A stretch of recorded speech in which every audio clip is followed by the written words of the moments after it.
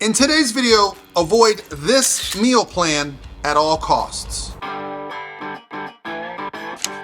Hey guys, this is Paul Ravella from ProPhysique.com, and today I want to address some of the biggest red flags I see with meal plans that are out there. I want to teach you guys exactly how to apply this information to whatever approach you're taking to nutrition. I'm going to give you guys some basic rules to follow to make sure that your meal plan isn't only setting you up for a lot of fat loss, but potentially a lot of heartache later down the process. Now, what do I mean by that? So I get a lot of people reaching out to me and they ask me about their nutrition. And when I set up a consult for coaching, I discuss their nutrition on the phone call. Oftentimes, they tell me they're not too familiar with flexible dieting or the idea of tracking their macronutrients, and I'll explain why that is actually very important, but yet they are given a meal plan from a coach.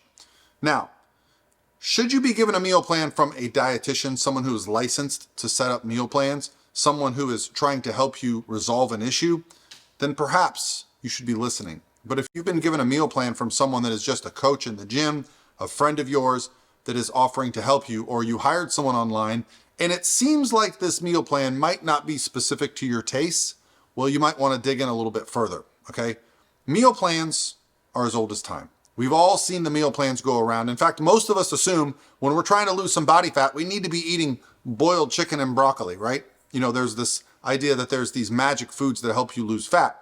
Well, the idea behind those magic foods are they're typically going to be pretty low calorie, and they also make you associate them with success. So there's a psychological buy-in when you go, yeah, I knew it was going to be hard. I knew I was going to have to eat these healthy foods. This is the approach that I need to take.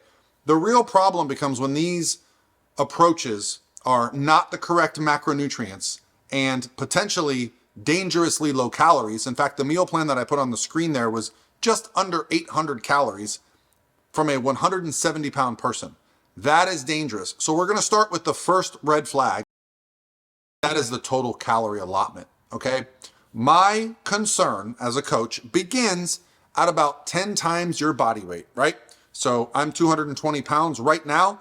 If I got a meal plan that was below 2,200 calories to start fat loss, that is a big problem, okay? You're gonna really have problems maintaining muscle, maintaining satiety, and remaining healthy hormonally, digestively, when you get your calories below 10 times your body weight. Now, that is not a deal breaker, okay? The leaner you are, sure, your calories can get a little closer to that number.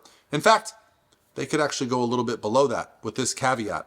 You're gonna be having multiple high days of calories and carbohydrates called refeeds and diet breaks the leaner you get. However, if you are just starting out on your fat loss journey and you're already at a number at or below 10 times your body weight, prepare for things like brain fog, prepare for things like low energy and probably some low motivation, okay? And then you're also gonna have to prepare for the rebound effect, okay? There is gonna be a problem after. Now, the other thing that I noticed with these diets that are given, the macronutrients aren't actually set up properly. So we've all been familiar with the idea of macronutrients can be good and bad, right? You've heard this idea that carbohydrates, ooh, they spike your insulin, you can't burn fat.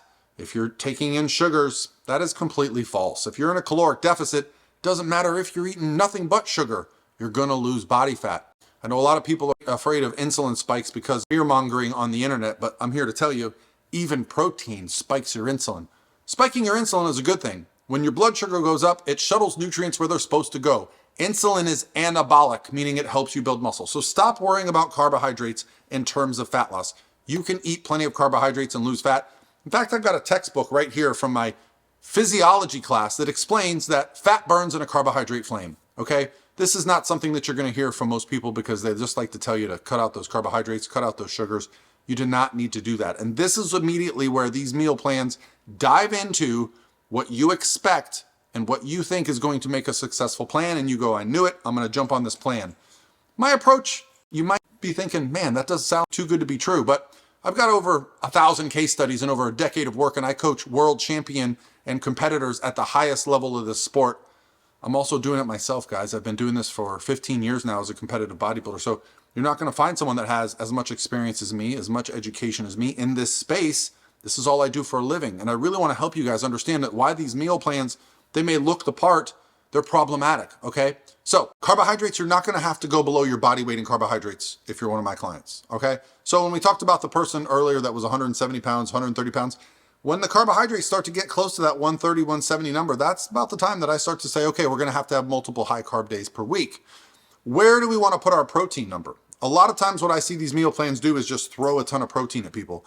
Protein is a great macronutrient. However, it can be overused to the point where you're actually missing out on some key benefits from carbohydrates and fats because you're overeating protein.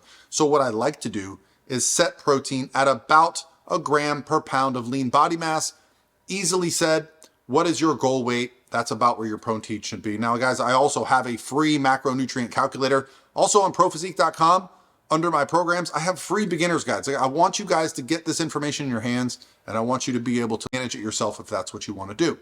The macro calculator is at prophysiquemacros.com. Plug in all your information. It's going to give you a range of macronutrients based on your goals: muscle building, fat loss, extreme fat loss, right? It'll even help you break down your meals.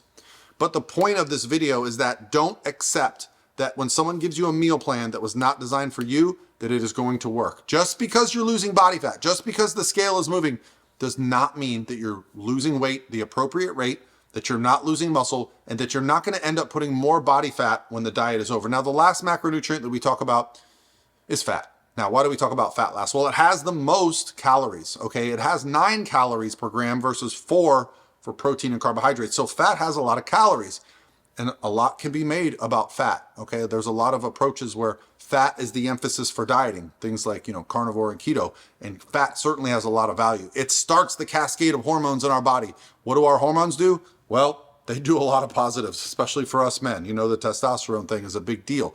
But more than that, it starts the downstream of all the hormones in our body, can have a positive impact on our metabolism. However, you can store a lot of body fat if your diet is high in fat. Now, a lot of people that are on high fat, low carb diets will claim that you burn more fat on a high fat diet. That is correct. However, you also store more fat. And really the only thing that matters is the 24-hour window of how much you're taking in and how much you're burning. If you're burning more fat, but you're also taking in more fat, you can actually be gaining body fat on a carnivore or a ketogenic type diet. So the benefit for any of these types of diets is what works best for you.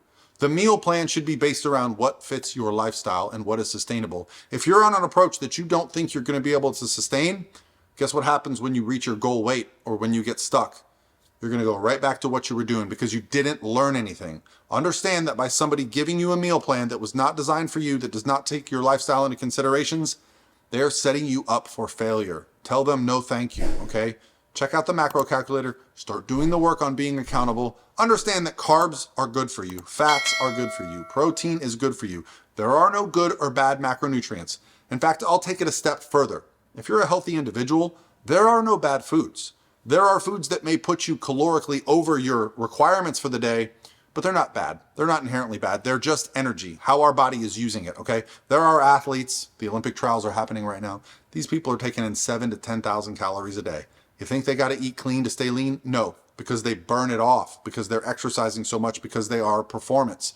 Now, you and I, we might not be training like Olympic athletes, but you can still enjoy carbohydrates. You can still be flexible. You can still enjoy some treat foods while you're focusing on your meal plan and reaching your goals. And guess what? When you reach your goals with that approach, it's so much more enjoyable because you understand how to maintain it, sustain it, and if you want to keep going, you understand how that works too. Okay, if you guys have any more questions for me, let me know. But please stay away from meal plans that are below 10 times your body weight, that are excessive in protein, sometimes 2 times your body weight in protein, that are ridiculously low in carbohydrates or ridiculously low in fats.